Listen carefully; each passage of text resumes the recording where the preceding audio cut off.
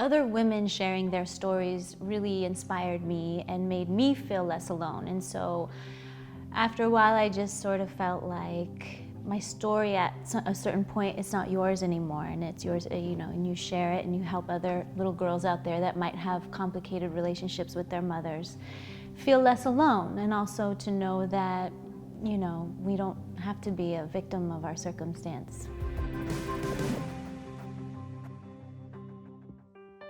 And her new memoir, Minka Kelly, is opening up for the first time about her turbulent childhood and what it was like being raised by a single mother who worked as a stripper and struggled with addiction.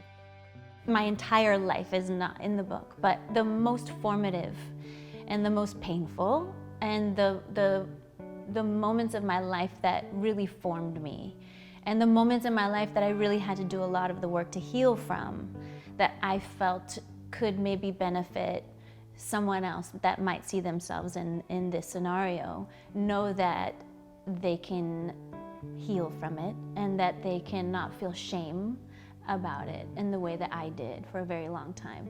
I've had a deep insecurity about my level of schooling growing up in Albuquerque and skipping school all the time and not being able to go to college. And I've worked really hard to educate myself out of a fear of ever not being able to contribute or participate in a conversation. And so I've surrounded myself with people that are so much smarter than me, and I've read a lot, and I've tried to make up for it, but that's really humiliating. And I think that it is in our most humiliating moments that we grow the most.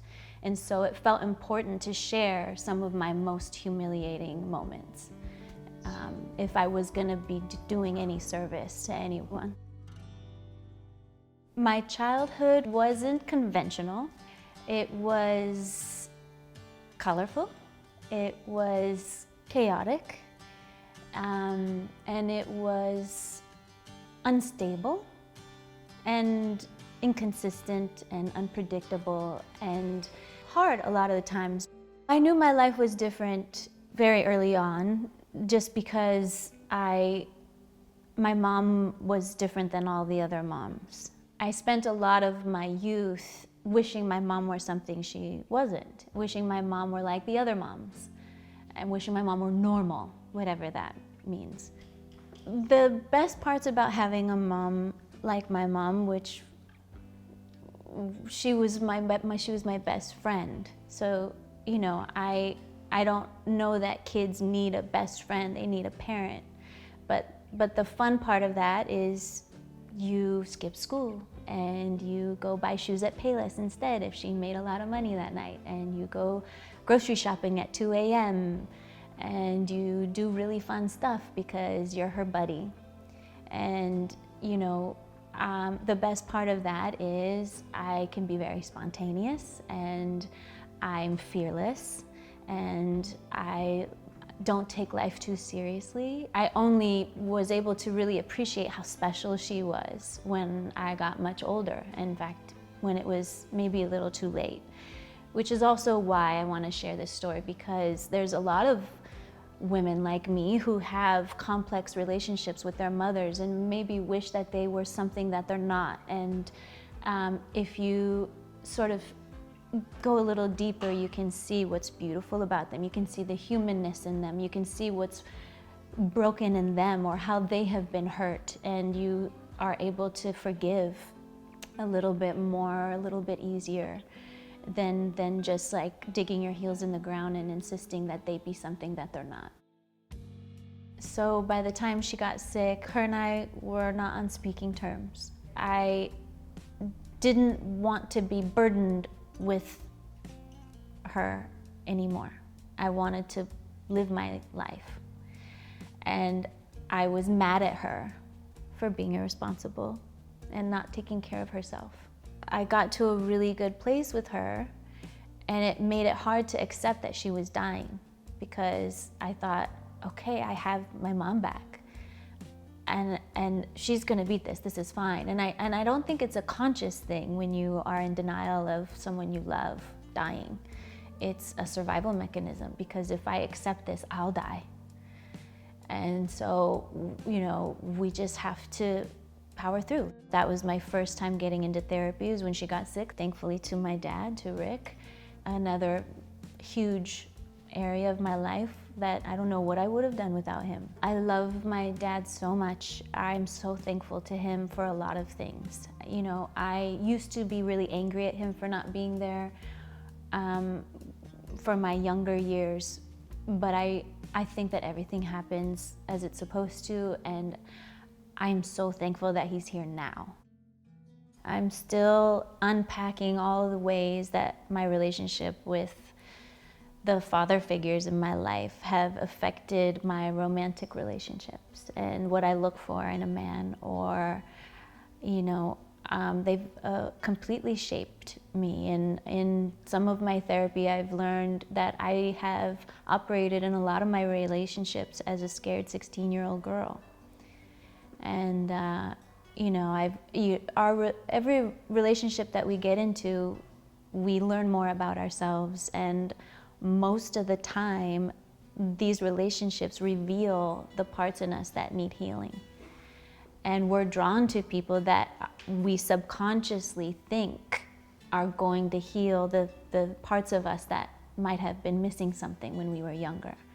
So you look for a father figure, or you look for someone to make you feel like they're proud of you, or to fill whatever hole that you might have from your childhood. And you recreate the chaos that you might have experienced in your childhood unknowingly, subconsciously, because you go to what's familiar, even if it hurts.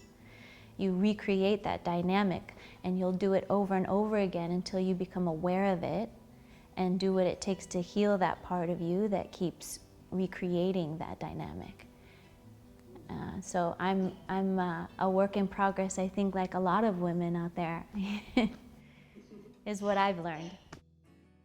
Acting became the place that made me feel like, oh, this is where all this stuff goes. There's use for this. Okay, because I found acting before therapy. So it was my first sort of place where I got to learn who I was. And that's a big part of acting, is knowing what you have to offer. And I you know, with Janet Alhanty, my first acting teacher, teaching me how to peel back all the layers of all the masks that I was wearing to get to who I was it changed everything for me, because no one had ever seen me in the way that she did, or called me on all the bull that I was offering. And that felt really good, for someone to be a little hard on me and say, no, you're better than that. What else do you have? And I thought, wow, that feels nice. I can't trick you.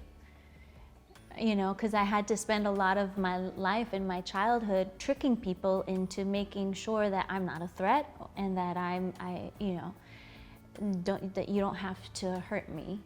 And all of that didn't matter to her. She was like, yeah, what is that? Stop doing that. There's a woman in there, let her out. And I was surprised to learn that.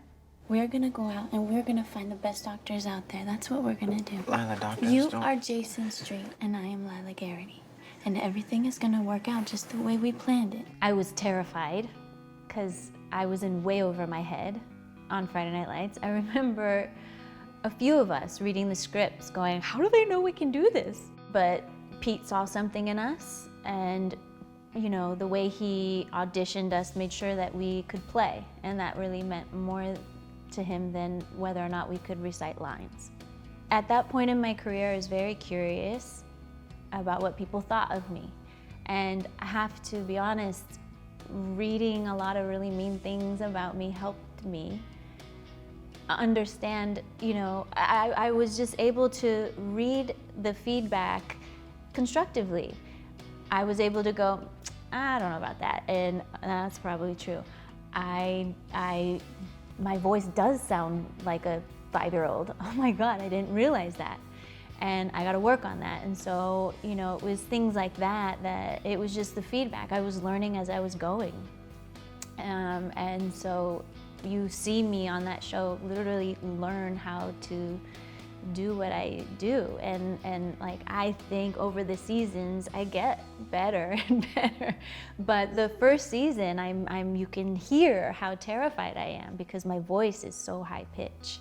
And I have so much compassion for that girl because she's like, oh, I can't believe I have my own show. Tim, I know you never do anything you don't want to do, and I guess that's fine. But don't insult me. I think that relationship taught me to not have onset romances.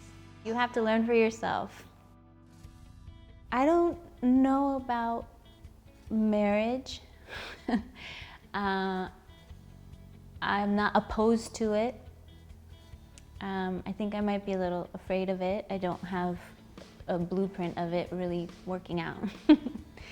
It's not the most important thing to me. I wouldn't say no, obviously, if the time was right and the scenario was right. I would love to be a mother, yeah. But I find ways to mother every day.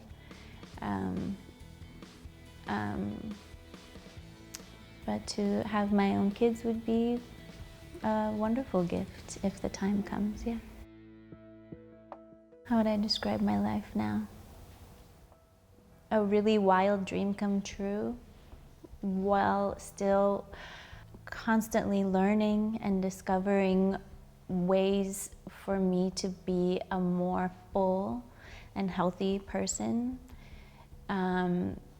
so that I can show up in my relationships a healthy and stable, available person to my friendships, to my romantic relationships, to my relationship with my dad.